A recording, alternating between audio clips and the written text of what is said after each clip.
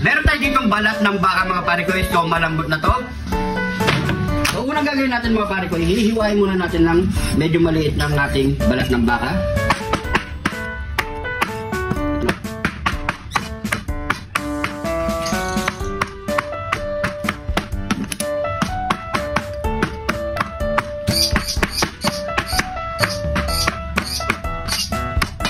Yan.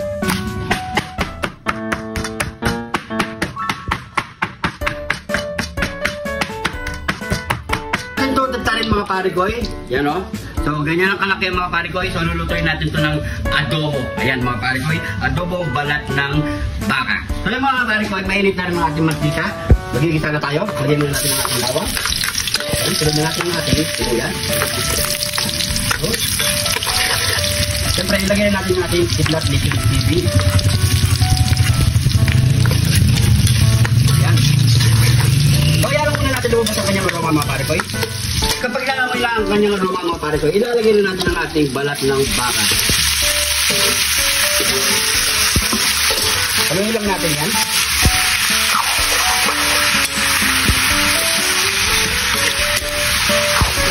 So, huwag nyo lang tigilin haluin mga pare ko kasi bumibigit yung balat ng baka sa ating kagali.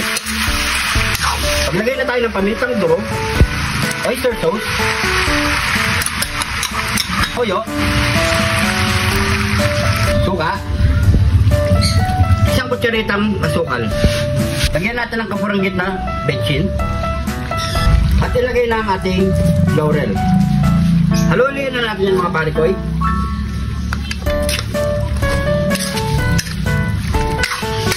Yan. Lagyan natin ng 5 minutes mga parikoy. Okay yan.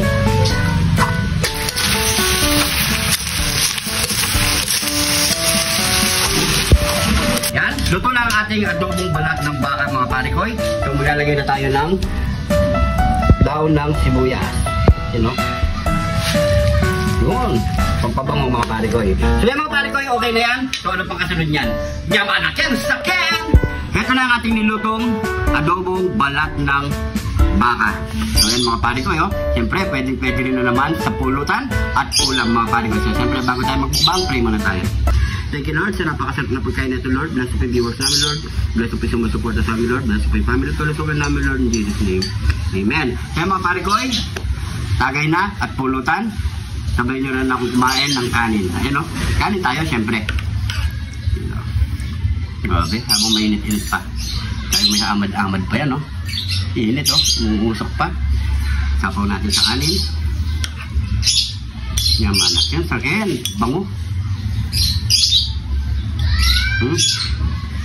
Ayan po.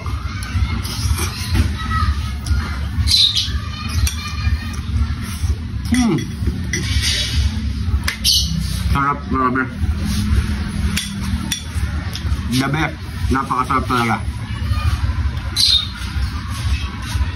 First time ko niluto ito mga pare ko ya. Try nyo mga pare ko, napakasarap. Habang mainit.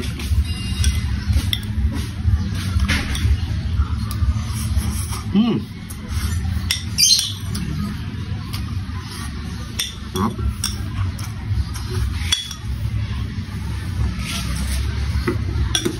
So, yun.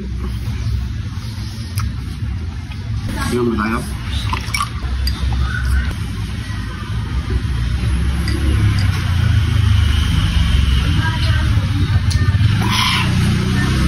Ay, God. Thank you, Lord. Thank you po. So ayan mga pare ko, maraming salamat sa panonood. Ay gusto ko pala i-shoutout si pare ko Baldwin. Ayan po, maraming salamat sa suporta, siyempre sa panonood dito. Kung napadpad ka naman sa parte ng video nito mga pare ko, pag-i-comment kung saan umabot ang ating video para alam natin mga pare ko. Pa-share na rin po ang ating video para mas marami pang makaalam na itong niluto nating adobong balat ng baka mga pare ko. Kung di ka pa naka-follow, mag-follow na sa mga bagong followers natin dyan. Maraming salamat po. Welcome po kayo dito sa John TV. Siguro hanggang dito na lang. Ingat po kayo lagi dyan. God bless po.